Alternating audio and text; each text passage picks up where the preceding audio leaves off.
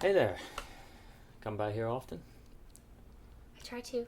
Well, it's the living room of our house, so I guess you would come by pretty often. We're Me in a new too. location today. Yeah, downstairs. Yeah, we transported. Yes, we only did this with Metatalks. Right. Yeah. And Metatalks is about talking about how you can always be wondering what someone's in their head and, not knowing the rules and, you go crazy. So whole hope, that seems pretty appropriate. Excellent. Because, there's a whole, H-O-L-E, and that's an absence of reality that you can always project and idolize into, and because of that absence of reality, you can cause yourself a whole lot of problems. And the different kinds of hope. So it's a contrast between H-O-P-E, hope, and whole hope. W-H-O-P-E, and so we don't have to spell it every time. We'll say holistic hope versus whole hope. Yeah, you want to spell it every time? We should. Yeah. No, it's Haven will come roaring in here and tell us that we're not spelling it right. We'll be like, that's not how you spell whole. Yeah. It's like, there's no W. And we'll be like, well, that's how you spell the other whole Haven. And he'll like, pull out the dictionary, and then he'll be like, okay, fine. And then go back to bed. Pretty much. That's fine. I did always love that play, this W-H-O-L-E versus H-O-L-E. Yeah, because they're so similar, because whole both and involve right. a hope, Yeah. and so they're homophonous, where they sound the same, whatever that word is. Homonyms? Whatever, I don't know. It's okay, we get... Sounds are hard. I can read them, I can't hear them. I know, right? But they're very similar. They both involve hope, so they're Yeah. easy to confuse, because Yeah. they're giving you motivation, they're giving you reason to live, but one of them is very different because it's based on an absence of reality versus the presence of reality. Yeah, no, definitely. I mean, I think to understand how we project, how we, see something at a distance, and we go ahead and just fill it in with all of our assumptions and I just remember us talking about this topic actually, and we were driving through the town where we went to college, and I remember just looking out the window, and there's a couple, couple is walking down the road holding hands. And I just remember in that moment thinking like, oh, they're having such a great time. They're going on a date. It's going to be so fun. They're going to have a great meal. Right. And then realizing that they could be like arguing. Right. I mean, I literally like Right. have no idea if they're happy, sad, mad, Right. if they're going to have a great night, if they're not going to have a great night, Right. if they're actually like really stressed about something or not, or if maybe they're going to break up that night. Right, I mean, right. you just don't know. And I think that was a really powerful just moment. I just remember the window was down. It was just a beautiful weather. We were driving through, and I just saw this couple. And from forever forth, the concepts of the paper and that moment really solidified the concepts of, this is very problematic to use HOLE, hope. Right. Because you really are just, you're taking a space, you're taking like, some scene and just assuming what it means, that it's great, that, and then the problem I think with that is that then there's the comparison, right? Yep, the hope.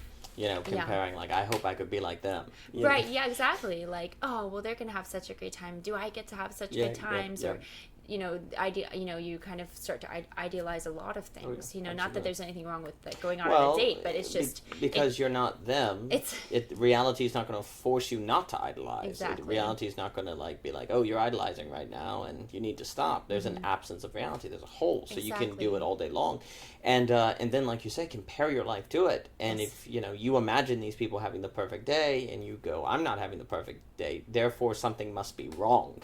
Then maybe you get mad at yourself, maybe you get mad at your career choice, your partner, whatever. Exactly. And so you're whole hoping, you're putting hope in an absence of reality. Yes. And then trying to feel like you yourself will be happy if you become more like that whole, but that whole doesn't even exist. Exactly, that's wild. It's just a projection. Exactly, it's like trying to become nothing.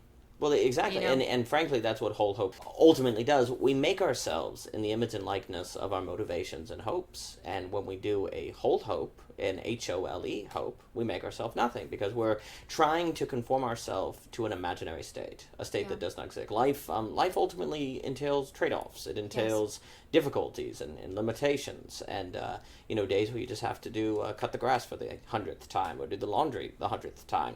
But in your projections and imagination, none of that is there. None of that applies. And Absolutely. so if you make yourself in the image and likeness of those things you imagine, then you're making yourself in the image and likeness of a world that doesn't exist, and therefore becoming like nothing. And that's where you get all the neuroses, the anxieties, 100%. The mental health problems, the breakdowns. Oh, 100%. Because you're comparing yourself with the bad relationships, the issues in marriages and stuff, because you're constantly you're using the HOLE, this whole hope to think of what it could be like, or what it should be like, or whatever it is. And I mean, I think that's what can be very detrimental in relationships, is because you're kind of thinking like, oh, this constant comparison, really, which a whole hope makes people do. And I mean, the beauty of incorporating like the WHOLE hope, the whole hope, is that it's like you have a whole picture. You have the idea there is that there's still hope to be had, right? It's just it has to be informed. It has to be realistic, Oh yeah, absolutely. And I think the only way you can really like live your life is to live your life, and you can't really live an actual life if you're just constantly looking to what it could be like. Exactly. And just filling it in. You don't know if that couple walking down the road is actually happy or not, or if they're having a good day or a bad day. You really can only contribute to whatever environment or whoever you're around with what you bring to it. Like, what are you bringing with yourself, know? Well, and I mean, the basic difference between whole hope and whole hope, holistic hope, is that one is hope based on an absence of reality. So therefore, it's primarily going to be projection, imagination based. Where the second, holistic hope, is based on experience, is based on what you've really undergone. It's based on an awareness of how the world is really like. You find hope in the incompleteness of life, the difficulties of life. You find hope in that, because the world is in fact a place of trade-offs. It's a place of, the language we use with Cadell in that philosophy of life conversation is the difference between an A is A, which is going to necessarily be HOLE, whole hope, a unified world, because there are no perfect unities in the world, and a hope that's based on A/B, a world of disjointed, incomplete identities and schemas that you learn to live with and to incorporate into your worldview, as opposed to deny. So another way to put it is whole hope is a denial of the imperfection of life, where holistic hope is an acceptance of the imperfection of life. And of course, if you ask people directly, do you think life is perfect? They'll say no. Of course not. They'll say life is hard. But then practically in their thinking, practically they will live in such a way that suggests that life ought to be perfect, or that this particular difficulty that you're going under shouldn't be there, and it just happens to be the case that every difficulty shouldn't happen to be there. You really always have to be careful. An actor said this, I can't remember which. He said that words are more often red herrings. We tend to think that what people say is an indication of what they really think and believe, but often they're red herrings. They tell you the exact opposite. When people will say, oh, well, I know life isn't perfect. Well, but then they proceed to act in such a way that life ought to be perfect. And that is indicated by the fact that they're hoping in a whole, an absence of reality, as opposed to hoping in reality and the imperfections. Yeah, and I think that's a good term to use so that it's not confusing. The holistic hope is the WHOLE hope. And I think that's really a great point there, because this isn't to say that, actually just stick to your own life. It's miserable. Just accept it. It's more so to say that you might be actually the one who's having the great time. Yeah, absolutely. Hey, like, do you see what's going on in your world? That's right. I mean, you could be having a way better time than that couple walking down the road. I don't know. I was just going to use them as a reference for it because of this image. Sure. But you don't know, and it's funny because it's like the two people looking at each other, assuming that the other's having like a better time somehow. And there's also people. I think that can always just. There's something that also puts things into perspective when you realize that it's kind of like the person who, sees a poem and then they're like, man, I wish I could be writing like that. But that person's thinking, I wish I could be writing like, like Robert Frost. You just, it's kind of like there's always comparing to be done. And there's definitely something about learning to excel, like as in being admiring somebody, that's a wonderful thing.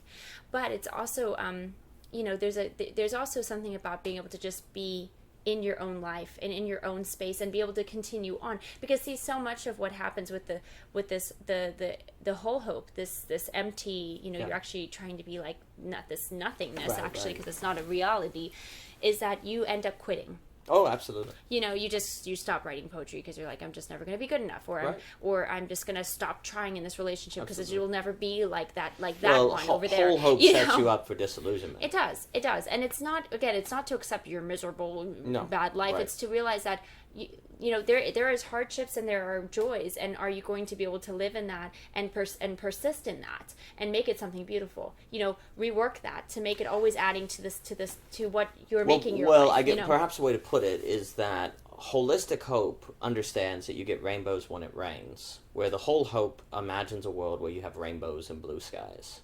Where it never rains. It never has to rain. It never has to rain, but you'll still have rainbows. Yes, absolutely. That's a great point. That's impossible. Where the holistic hoper understands that you can't have beautiful sunsets without clouds. Like, if there's no clouds in the sky, you don't really tend to get a good sunset. And you tend to get really good sunsets if there's a thunderstorm and the sun breaks through the thunderstorm. Right. So the holistic hoper understands there's a necessary relationship between the difficulty and the beauty. I mean, you have to, there's if you want to be a successful athlete, you have to train, right? You have to go to work. Yes. But that's what makes the thrill of victory possible and so great. But there's something where our brain wants to get both. We want to imagine a world where it's possible to win the Nobel Prize in literature without having to make hard choices, where we stay in our room all Friday night writing while everyone thinks we're antisocial and terrible. That we're not, we're anti-community, whatever. We want to imagine a world. It's natural to think that it would be possible to have rainbows and blue skies. Yeah. And as a result, then we go through life thinking that will occur, and of course it doesn't. Well, we imagine that it could happen, and thus kind of, without realizing it, can begin assuming it will happen.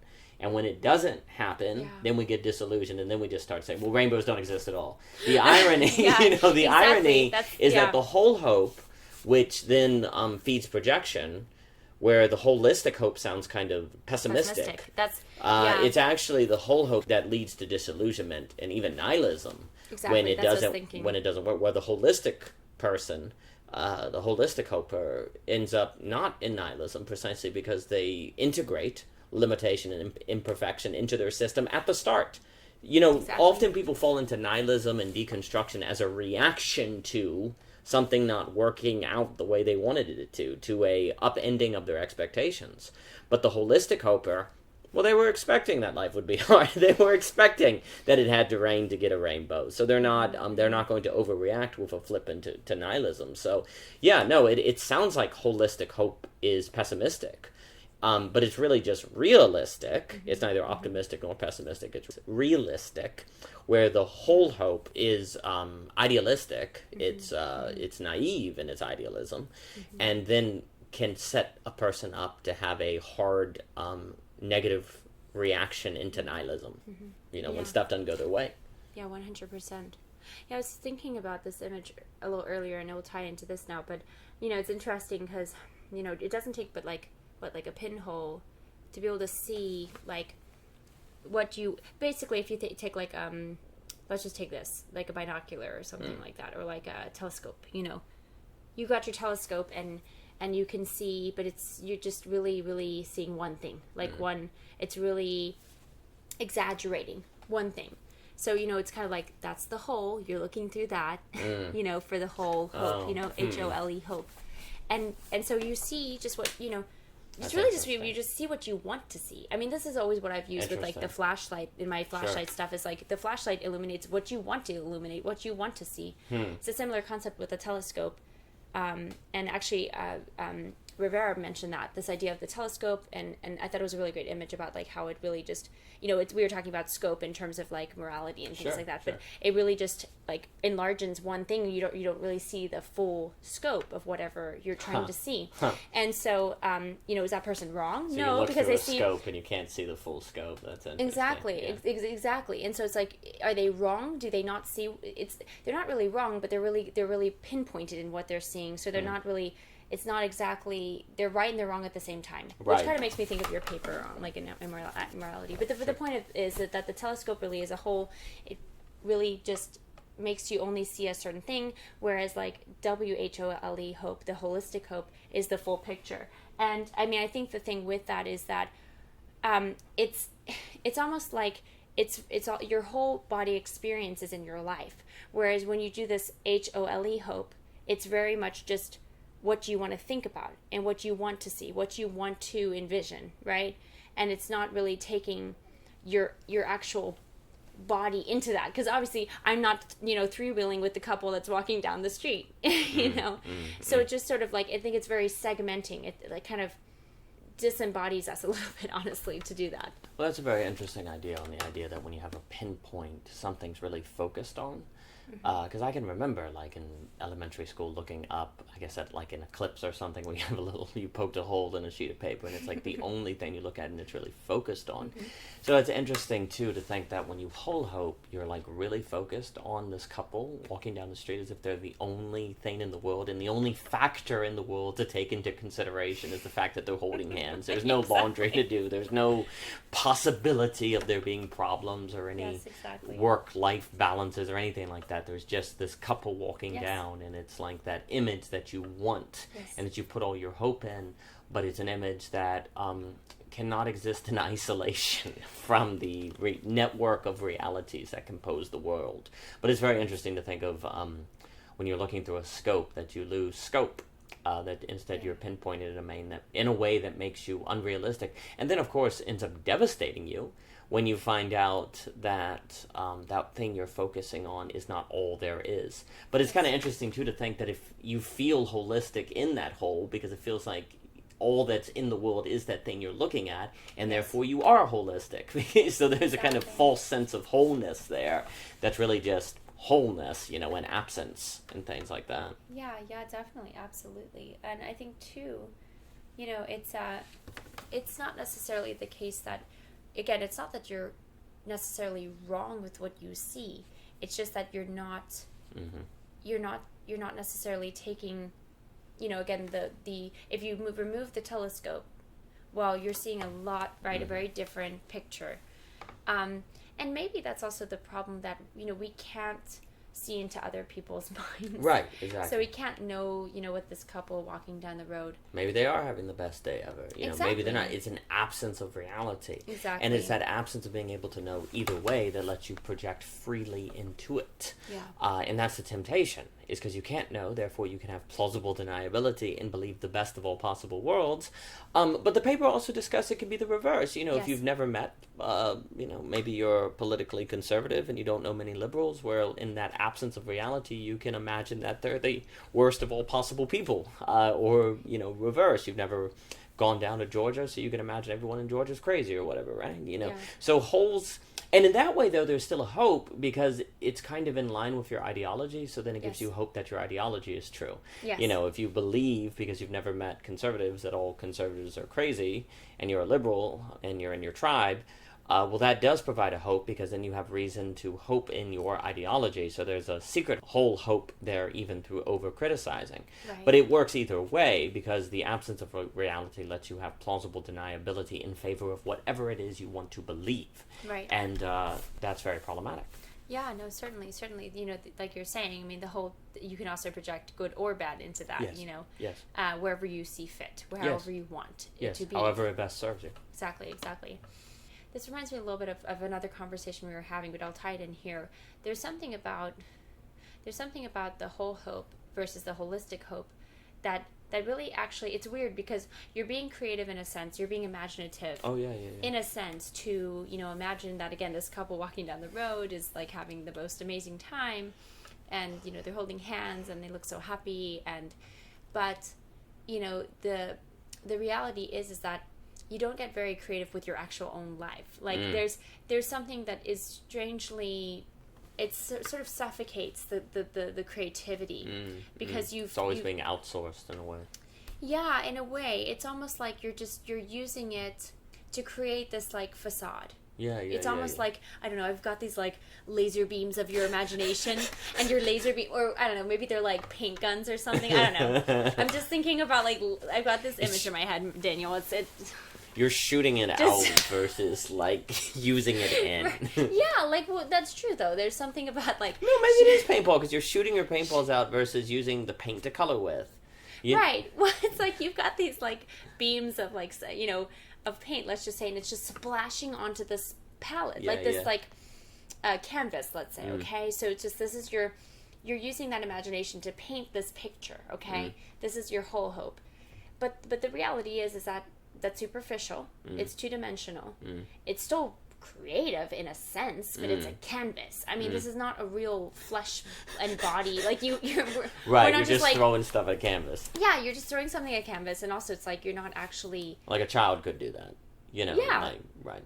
Right. I mean, yes, anyone could do that, and there's something still creative about that, but your creativity is now, I mean, outsourced might be a good word because it's really just being used to project. And it's almost like if we want to do the laser, it's like you're saying the light, or sorry, the paint, it's kind of like sent outwards from you. Now I have this idea of like outsource, like you got a source outside of yourself. So it's like outsourced. And I guess... Oh, that's interesting. You're like outsourced by... Yeah. And it's like a source out of you. And, well, I guess what I meant by like it's like a child is like there's no skill. You don't have to craft your creativity. You don't have to develop it because it's just being shot out. It's just being used.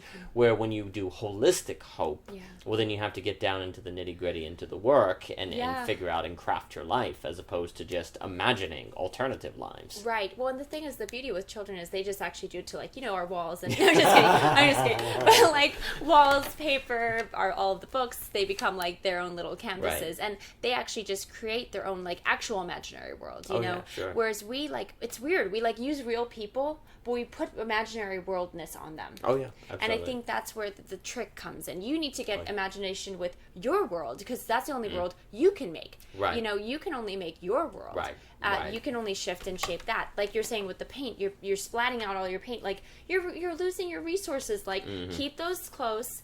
You know, and use that, you know, if you want to, take that couple down, like, that you see, and think about, like, okay, here's my paint, instead of, like, continuing to just, you know, I'm going to paint this picture with, like, there's little love hearts coming over their heads, and, like, you know, I'm just thinking, it's like, use that paint to paint your picture. Oh, yeah. Use the paint for your own project, for yourself, for this is what you can do.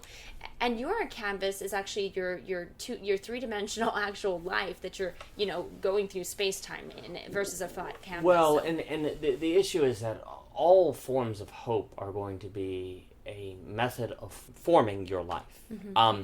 With whole hope, then you are trying to form the source of your vision is coming out of an absence of reality that is projected onto and then back onto you from that absence of reality. So your source of a vision is a non-existence. So then you're like, well, we should be like them, honey. You know, we should have our life like them. So then in a sense, you're trying to make your life. We should hold our hands like this, not this. That's right. That's right. That's how they were holding their hands. You know, that was the magic. That's why the hearts came out of their head. That's why they were there.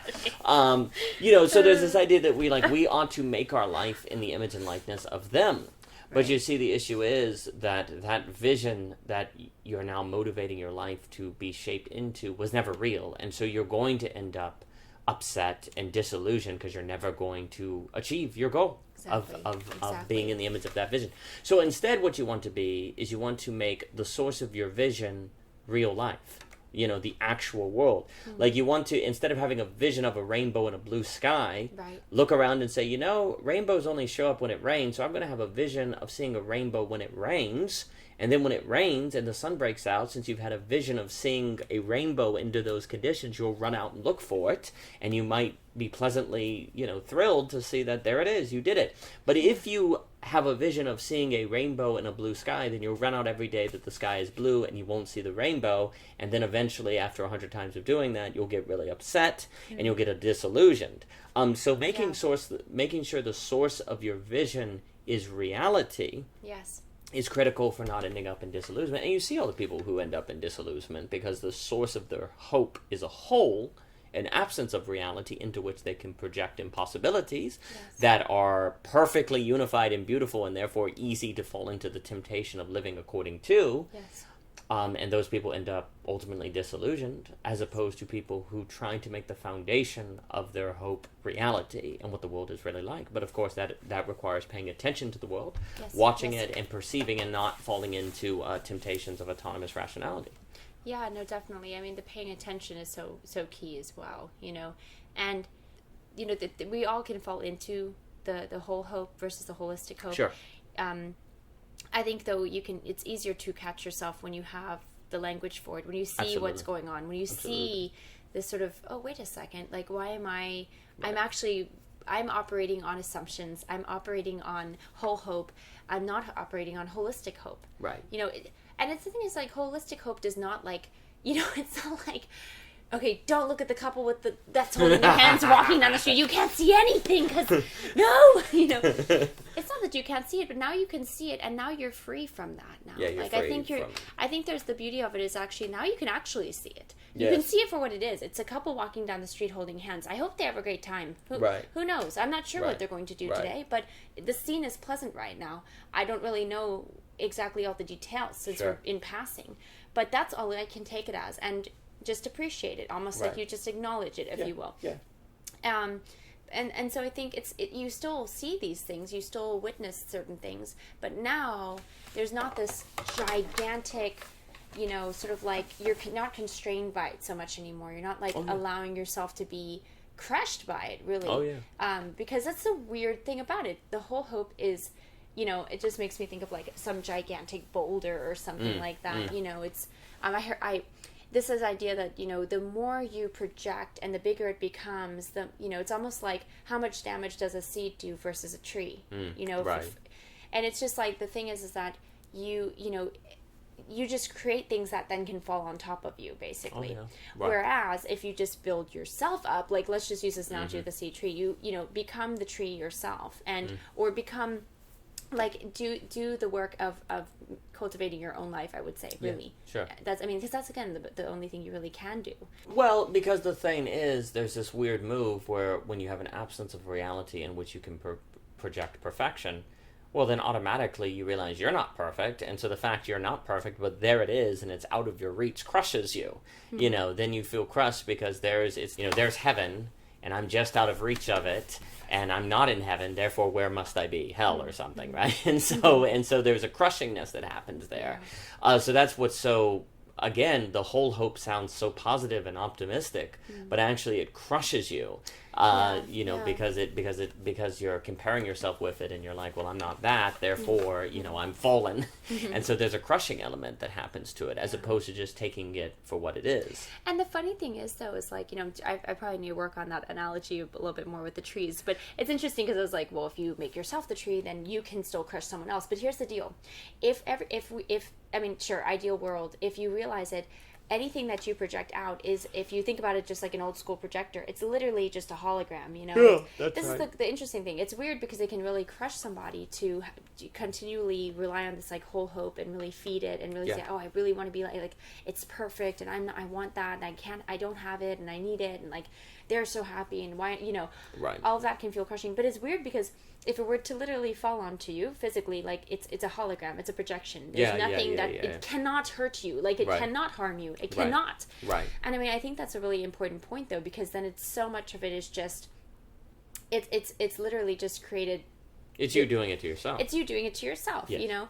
And so, you know, sure, like if you just cultivate your own life, maybe you're a big tree and somebody says, well, the risk is now you can fall on someone else. But the thing is that, again, all of our others, like outsides, are all holograms. So there's never going to be, you know, the best you can do is like, sure, the point is that you can become somebody else's whole hope, you know, where somebody looks and thinks, oh man, like they're just... Yeah, but you're not trying to be. But you're not trying to be, exactly. And the thing is too, when I do think that, I mean, any absence of reality could be a whole, regardless if it's you or a trip to Brazil or something. You know, right? But I think, though, when you see, you know, we talked about with the poetry, right? Admiring versus like almost coveting or like envying is a different thing, you know, or comparing, because if you have like if you see somebody who seems very like sure in who they are, or is just seems to have a natural propensity to be joyful, or at peace with what they're doing, or they're persistent with what their goals are, there's something about that that's like, wow, that's okay. It's okay. Like, I guess the idea of like, oh, I want to be like that, or I like those traits, I'd like to have those.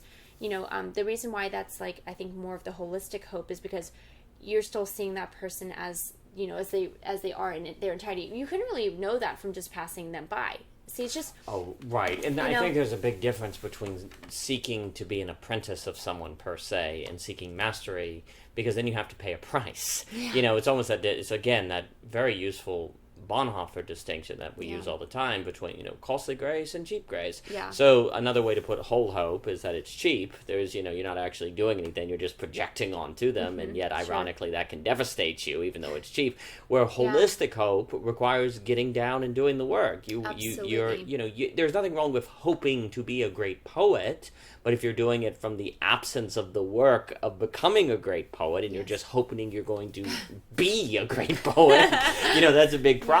But holistic hope, there is hope in the holistic thinking, therefore motivation, therefore aspiration. There can be aspiration, is where you do the work. You're under no illusion what it takes to be a famous poet. You have to throw away thousands of pages of poetry you thought was really good but wasn't, and try to get published, to get rejected hundreds of thousands of times. And so you're not, but that. You're not under any illusion. You know what it takes. And so that's a costly hope, if you will. Yeah, I mean, the thing is, you were making the point earlier where you said having language is quite useful. Well, ideas are frameworks by which we live. They're maps. Like, if you've never heard the distinction between holistic hope and whole hope, you can be carrying out endless projection and not realize the problems with it. And in fact, you might think it's a perfectly valid thing to do. Sure. And so it's critical to note, even when maybe perhaps a reason we avoid people is because we don't want to know, or we can avoid situations. It's because we want to actually keep them as whole, so we 100%. continue to project into them. Like, we want things to be an absence of reality. So 100%. If we know that's a problem, then we may face that, as opposed to somehow rationalize it as an act of wisdom. So, we can also intentionally create holes so that we can avoid reality. I don't think social media really helps, honestly. Oh, no, the whole thing is whole hope. It exactly. loves whole hope. It loves it. It just feeds. It's just it's so much about that. I mean, the thing is that people would typically be interacting with one another where they could, like, a higher chance of realism, of reality. Oh, 100%. If it's in person or whatever. Yeah. I mean, I think a lot of times, if, in some of like my flashlight work, something I want to draw out is this whole idea of whole hope, because a lot of times it's kind of like, oh wow, like another person that could be so desirable is also a human. Like, they'll probably get mad sometimes. Sometimes they'll smell bad. Sometimes they will smell great. I mean, these are just practical realities that are humanity. Right. And it's so tempting to just not want to go there, because you're like, well, I mean, that's why I think people could, people talk about like resisting commitment or things like that. It's like, well, I'll just forever keep them like at just a little bit of a distance, kind of just out of reach, where I can like kind of touch them, but sometimes not, and ultimately we'll never actually ultimately be with one another. Right. I think there's a real temptation to just perpetually keep the whole hope versus the holistic hope. Oh, absolutely. Well, you want both, because then you want your source of your whole hope to always be there. But you don't want them so close that you can't stop projecting into them, because if they're totally gone, then they can't be a foundation of hope, because they're gone. So you need them there in order to have hope, but not so there that they can't be a whole, H-O-L-E. So these are the games we play. Yes. And I mean, especially if Baudrillard has the line where he says the real is dead, based on, we're so mixed up with our information technologies, we can't tell the difference between real and false anymore. Well, if that's true, if the real is dead, then it's really hard to have holistic hope as opposed to whole hope. Because the line between the real and the fake is, mixed, like milk and dye. So it's especially easy to give into the temptation of whole hope.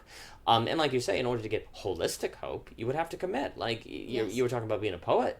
Well, in order to actually get to the place where you're a great poet, you would have to commit through years of where you are a bad poet and having good reason to think you're delusional. There would be evidence you are delusional. There would, in fact, be good reason to think you are doing something dumb, and you would have to be committed through that. Yes. But that's what holistic hope requires. But then that also suggests another reason why holistic hope is not as desirable as whole hope is because holistic hope requires risk. It requires commitment. It requires risk. Yes. It requires putting your hope in, something limited and imperfect that precisely because it is limited and imperfect cannot guarantee you the results you're hoping for. Yes. If you're putting your hope in something imperfect, then there is no guarantee that it will give you what you're hoping for because it's imperfect. So you have to take a risk. But if that is not the foundation of your hope, then it's in an absence of reality into which you can imagine there is no risk. And the only place where there is no risk is a dream, but not dreams that turn into a novel or anything creative because you don't go through the apprentice process in order to manifest it. They're just dreams that hover and end when you wake up. They're not dreams that can ever manifest. Yeah. It makes me think of like the embedded stuff we talk a lot about. Common life and Hume and different. I mean, one day we'll just have to have Good a old long. Hume. Well, it's the Scottish Enlightenment. It's the most important Enlightenment that nobody covers. Let's bring it back. Well, it deserves its own focus because just even in there, the whole question of the moral life, human action, human motivation is all tied to questions of human sentiment, human custom, human habit, which is to suggest there's a real skepticism of ideas in the Scottish Enlightenment. Yes. In the same way that, whole hope does suggest that there's a danger to ideas because they tend to really spread and consume us where reality is absent. Ideas are really strong where reality is absent, and they're extremely malleable and tempting in that space. So the Scottish Enlightenment was very concerned about unbound quote-unquote ideas. And wanted it, but that's not to say they didn't want ideas at all. They wanted bound ideas, kind of like Prometheus. They understood when Prometheus was unbound, you could have problems. So they wanted a bound Prometheus, bound ideas, and it would be bound by habit and tradition and custom and sentiment and emotional intelligence. Because if you had an autonomous rationality, it would be a force of destruction and whole hope. I mean, its motivation would ultimately be whole hope, 100%. rather it be a totalitarian government or force. And where there's whole hope, there's idolization. And if the world doesn't match up with those idolizations and projections, well, the powerful dictator says, well, the world must be wrong. It can't be my ideas that are wrong. It must be the world. And so then they cut up the world and shape it and use violence to make the world fit with their ideas. Yeah, I had this idea, and it makes me think now more on Hume, but you said the word habit. Right. Yeah, habit. Well, we get in a habit of whole hope or wholeness. That was something I was going to say earlier. Yeah, we get into a giant habit of it, but it's funny because I was thinking recently. I just did I was just thinking it out, but it's funny the word habit. It's related to the word habitat. So it's just very interesting to me. It's where we live. It's where we live. It's where our soul lives. Exactly. It's like our soul lives in our habits. That's our habitat. Our habitat is the things we do daily. The things we get used to. It's like we have this home. So it's interesting because I think, this is to Hume's point with the common life and this idea of no, it's actually in your home, your land, your your community, who's around you, that's really going to be very important to giving the boundaries to those ideas. But now, like I was saying with the social media, the challenge there is that there's just such a highly unbound unboundedness to that, and now the habit it's almost like the habitat is now in the whole hope. Absolutely. I mean, our habitat is social media. Social media is primarily driven by wholes. Therefore, our habit is to think according to wholes, and therefore we make habits of whole hoping, and then it becomes very difficult to get to holistic hoping. 100%. And then, if James K. A. Smith is correct, that we are what we love, meaning that what we love forms our habits, there's a problematic self-feeding loop there, because we tend to love what we have whole hope of, which makes us then make more habits of whole hoping, and then we love the wholes more, and then you got an endless cycle, and we just become more and more habituated to habits of whole hoping that becomes very difficult to break.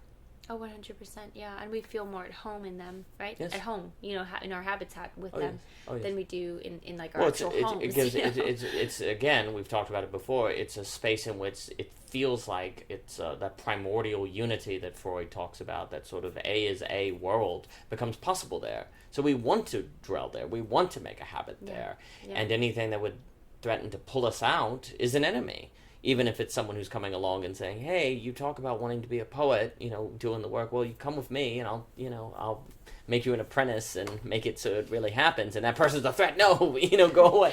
The person who would want to shift you into holistic hope so you can actually achieve your goals becomes a threat. Exactly. Or like, the realities of like running an actual home or something. You're like, oh, it's a threat. Well, no, it's just making a home, taking care of something. Yeah, you had having the responsibility hope. It's funny. It's like you had the whole hope of a perfect marriage. Well, come with me and I'll get you married. It's like no, like no. That's it. Exactly. That would be a threat, and that's where you want to maintain a whole, so you can keep imagining and finding motivation to keep living in that absence. But of course, that's just setting you up for anxiety and neurosis and a mental breakdown when eventually your whole goes away. When reality eventually reaches you, it's like the whole shrinks. It reaches you and then you find out the whole won't do it. And since you've habituated yourself to holes for so long, if you lose holes, you don't know what to do. Mm-hmm. And so you have a breakdown. Yeah, and it's interesting, that's like that book Holes. I don't know if you remember. Oh, yeah, the fifth grade. Like it was fifth grade book. Yeah. Because the kids are like in a prison or something. They gotta like dig holes. It's so weird. It's like Matilda, all those weird fifth grade books that make you read. It's like, is this what they do in detention? Oh my gosh. I was like, this is horrible. What is this? But just the idea that holes, you're digging. It sounds like you're digging. You're digging into that. Like you're trying to embed in nothingness. Like you're trying to dig into this whole hope. And it's like you're really just kind of ultimately digging your own grave. Really, absolutely. I was about to say, it's kind of digging a grave, and that's your habitat. And yet you're digging because you have hope of finding gold. Yeah, you're like, you're imagining gold down there, but ultimately you're just digging your grave. Yeah, pretty much. I don't know. I mean, I guess it is gold, or whatever your gold standard, your gold idea, your golden idea that you're looking for. But since you haven't dug down there, you can imagine that there might be gold down there. So you keep digging, and you don't find it yet, and you can imagine it's just a little more. You keep digging just a little more, exactly. just a little more, just a little more. And then you're out of food and water, and the hole's way too deep for you to climb out of, and so you die. So, Thanks, it does. Dan. Yeah, so you're right. You're digging your own tomb. Whole hope is setting you up it is. For a mental breakdown. It is. It really is. And I mean, the thing is, the beauty of it is that, see, that's hard too. It's like we like to think that whole hope is like somehow we can like make it real, and we can stay there and we'll never die and it will be fine. Yeah. But it's just, the thing is, it gets hard to see. It's almost like a suddenly like a flip moment, like you talk about, Daniel. Like it's suddenly like it's all good and well, it's all dandy, it's all happy and happy-go-lucky, and then you're dead. It's literally like that's it. There's just it's very quick. It breaks quick. It breaks quick, and then it's over. It's just you're crushed. It's done. When you keep and the deeper it is, the more crushed you are. Exactly. It's almost like the dirt falls in on you because reality comes in to fill the hole. Well, that's true, but also it's kind of weird. It's like nothing's even pressing. Like if you think about this, you just can't get out of it. Yeah, you're just stuck down there, which is weird. It's well, then there's two ways you could perish. One, reality reaches the hole and you encounter the real, kind of the Lacan, the real, and so you get buried alive, and you're so deep that it's hard to survive and to claw your way to the top. Or you simply die because you can't get out. Nothing's pressing down upon you.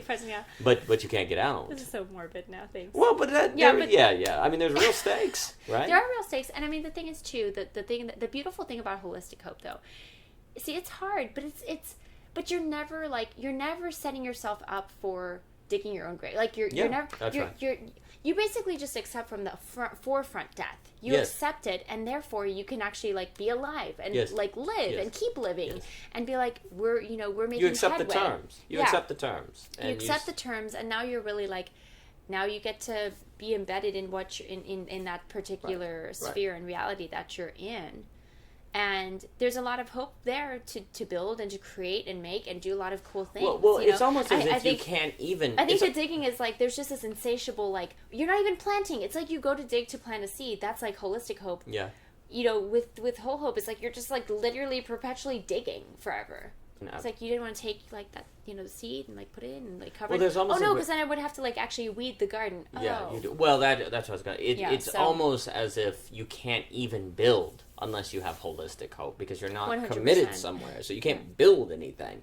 You can't start. It's almost like, okay, Johnny, we want you to build a foundation and actually lay the foundation. Well, it's almost... Johnny kept digging. That's right. China. I mean, there's a sense in which it's like a whole hoper digs to dig a foundation, and they just keep digging. That's it. It never becomes a foundation. Did you ever think about that as a kid? Like, could you take your way to the other China? side of the house? Yeah, it's like, and the whole hoper just keeps doing that. Yeah, like, they never stop. We'll get there. Yeah, we'll get there. The adult is still digging. That's the whole hoper. They're still digging. No, it's like you go to dig a foundation, and you just keep digging, is what happens with the whole hoper. And if you don't eventually holistic hope, because there is something to be said about imagination and thinking and different things. Because if you didn't imagine, you couldn't come up with an alternative life. So there's some degree of digging, or you don't have. Well, you do have to dig for that foundation. Yes, you do. Have there to has to be some degree of imagination. Garden, exactly. You have to envision the kind of life you could have. The problem is just envisioning it. It doesn't. Exactly. It doesn't become holistic. Exactly. It's not met with action.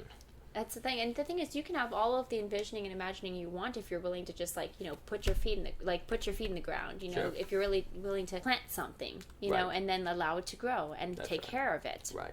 That's right. Well, and I mean the final point, I think, that's so interesting. Oh, we can talk about this forever, though. Well, no, it's a whole, right? You just keep going. You just keep going. Is that it's so consequential. You see it. I mean, my goodness, how much it affects people and takes over the society. I mean, it's awful in different ways, rather from middle school to marriages to politics. I mean, there are holes everywhere. It is like that book. There are just holes everywhere. People are just digging holes everywhere. It's like the 5th grade book. Excuse me. But, the thing that's ironic is that once you accept that life entails limitations and imperfections and incompleteness, well, then you stop projecting and living according to holes, HOLEs. But when you refuse to accept that or won't accept it, then you do live according to holes. So it's actually by integrating the lack. Like life is always going to be lacking perfection. We talked about with Ebert and Cadell and all this. Yeah. So life is always going to be lacking. When you accept the lack of perfection in this instance, well, then you can start to be holistic, because it's just a fact of life that it is going to be lacking perfection. So now you can integrate with reality and start being holistic. Yeah. If it's almost like, how you have negative space in art, let's say you had a painting, but there was no space between, it would be a giant blob, right? The space is what makes possible the art, right? Yeah. So likewise, accepting the limitations is what makes possible the space per se in the painting of your life to make possible the art. Whereas if you're living according to holes, HOLES, you're therefore not accepting the lack, so you end up with a painting that has no space, and it's just a giant, because you're in the name, because you envision the perfect painting, and you end up with a giant blob that doesn't make any sense because there's no negative space, so it all just runs together, and that's kind of the irony. MoMA takes it for MoMA takes it. All right, never mind. We're wrong. All of this is go with the blob. You end up in the modern art. But modern people aren't very. Modern people tend to be unhappy and sad. So I guess ending up in modern art museum might not be good for your mental health. Symbolically speaking. But no, that's the great irony. Once you accept limitations, you can be holistic. If you deny limitations in the name of wholeness, you end up with holes. HOLES. Yeah, 100%. What's interesting, because and it definitely reminds me too of Ebert's about avoidance. You don't want to avoid it. You want to embrace it. The thing is that with it's often people who also it's weird. They're digging all these holes, but they also don't accept holes either. Yeah, that's the paradox. That's the key move. Whereas with the holistic hope, you realize oh no, there are definitely holes. Yes. But those are empty. Yes, they are. And that's okay. You just leave them. Well, some of those holes, like the couple walking down the road with their hands holding hands, that's just there. It's fine. Yes. It's great. Yes. It's what I see. It's also a hole because I have no idea what's going on. I'm not going to even try to fill that, in a sense. Well, the key paradoxical move is that it is only in absences of reality that you can imagine that reality is missing nothing. So that's the kind of the key paradoxical move that's so strange, is if reality is present, then you have to acknowledge that there are perfections that are missing, right? But if it's not present, then you can imagine that reality isn't missing any perfections. So that's so wild. Yeah, that's the key move. That's like my brain was doing like. Yeah, that's the key move. But that's where, like, when we talk about integrating yeah, but that's where it's so weird. That's why I think no, seriously. But that's where Western ontology, by making the primacy of being, has been so confused, because it would actually see that ontologically there are these weird lacks that are not nothing, and yet also aren't presence, and we are a thing, but we're simultaneously not that thing. So it's a much more complex picture. So likewise, then you get complexities in reality, such as this weird truth that it's only in absences of reality that you can imagine that reality is missing nothing. That's just very weird. That's very, weird formulation is only possible because of our weird ontology that has been, I think, absent from Western thought, because we've been too being centric, if you will, but then we've had a reaction against that, I think, in a lot of existentialism, that then has been nothing centric, when really we need to be lack centric. LAK, which is nothing with a form, as Jockin discusses, and that's the whole project of the new metaphysics. But anyway, I guess the kids are still asleep, but we know they'll wake up at any moment now, so we'll, probably a good time to close. We could talk about it all day. Well, again, it's just a very important subject, because, again, most people are living according to wholes, which they, by definition, experience as not wholes, because they're experiencing reality as not missing anything. So it feels like fullness. I mean, when you imagine the couple down the street living the perfect life, it feels like they're living the full life. It feels like there's the fullness of life right there. So you phenomenologically experience whole hope as a fullness that contributes to the trick of you thinking there is fullness there, and then it's only rational to try to make your life like that. So then rationality betrays you, beauty betrays you, because there's a certain beauty to that fullness that you're envisioning, but none of it is there. And so when you make yourself in the image and likeness of nothing, what does that leave you? As nothing. That's very, well, the beauty betrays you. Yeah. Is that simply because you're not, we talk a lot about, like, beauty, raising yourself up to it. Is that because you're not, like, seeing what you have to do in it? Well, it's a false beauty. It's an imagined beauty. It's not real. It's not grounded in anything ontological. It's just completely imagined. So in that sense, beauty will betray you, of course, certainly. Yeah, imagined beauty, because it's giving you a vision of something that's not actually there. So simulacra, I guess. And so then you make yourself in the image of that. And what Ebert's piece where he's talking about is, if we don't integrate death, what is a cell that doesn't die? Cancerous, right? So the failure to integrate death is very consequential. And so ironically, once we deny death, deny nothing, then paradoxically we die and become nothing.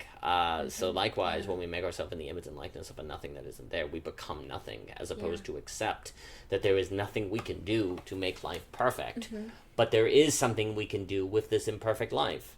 People are very extreme. They think if life's not perfect, we can't do anything, as opposed to go, well, no, just because there's nothing we can do to make life perfect doesn't mean there's nothing we can do.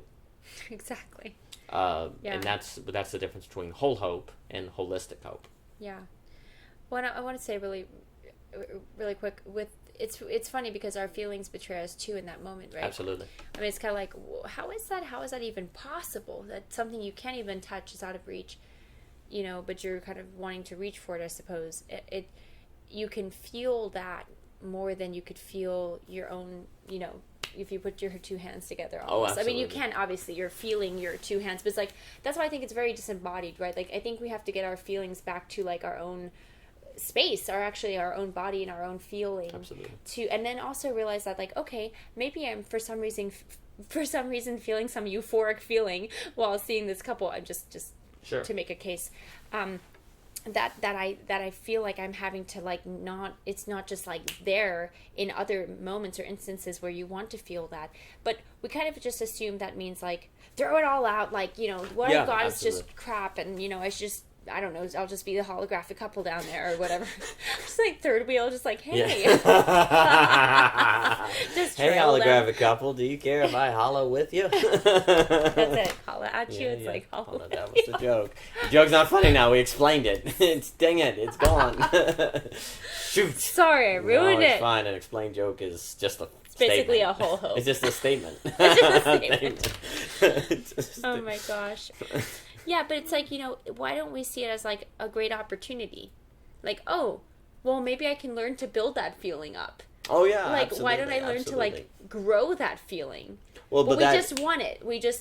But that was like in that talk feeling, with Guy and all them on why is it that anxiety tends to go in a deconstructive route when you could pull it in a constructive route, right? Exactly. It's the freaking frenemy brain again. I mean, the brain goes in all negative directions naturally. Yeah. It does not tend to view that as an opportunity naturally. You have to do that. You have to do that work and choose that, but it doesn't naturally occur. But in terms of logic, it would be just as logical to take it one way versus the other. Yeah. But it seems more natural to take it in the way that makes us sad.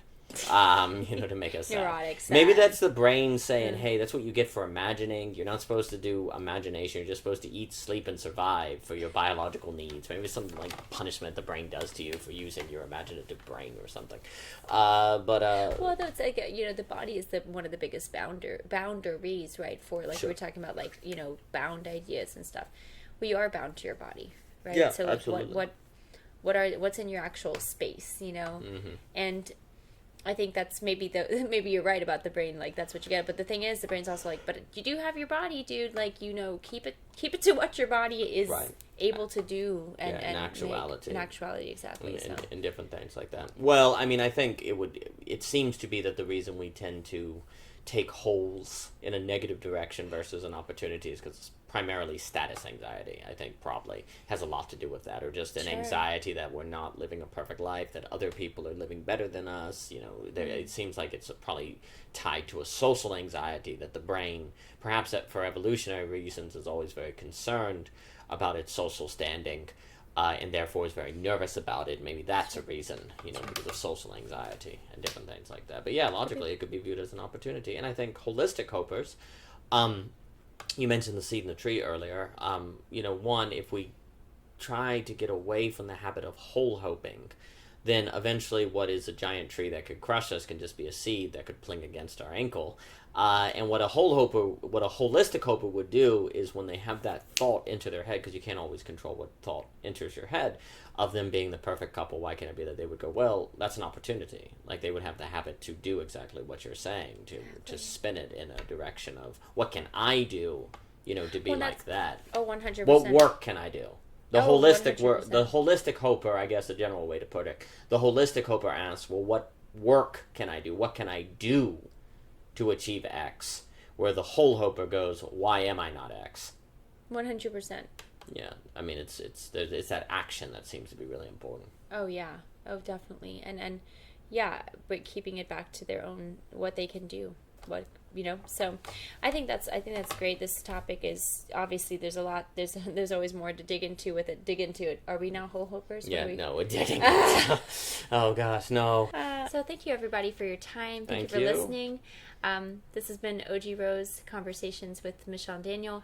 You can find us on Instagram, the net, YouTube, the internet, places, probably random Google LinkedIn. Docs. Just kidding. Yeah, go to Google Scholar, type it in. There might be something. Who knows? Images. I'm sure, just random. I'm sure there's some photograph from high school that will pop up that you didn't know was there, and I can't burn because it's digital information. So just type OG Rose in random locations and see what happens.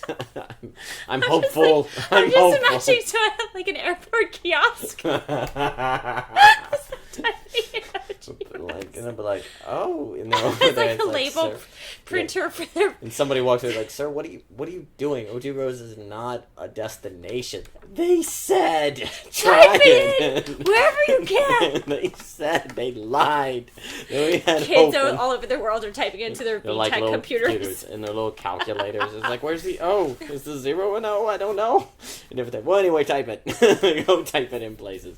But anyway, this is OG Rose Conversation. Yeah, We've talking enjoyed about it so whole much. hope. Whole hope. You can find the paper on Medium. Yeah. And I guess we tried the Substack now. That's all Ooh. what the cool kids are doing. So ain't no way I'm transferring everything from Medium now. So I mean, good gosh, it's a nightmare. Anyway, it's been OG Rose Conversation. Thank you for your time. Thank you for your time. Y'all have a good one. Appreciate it.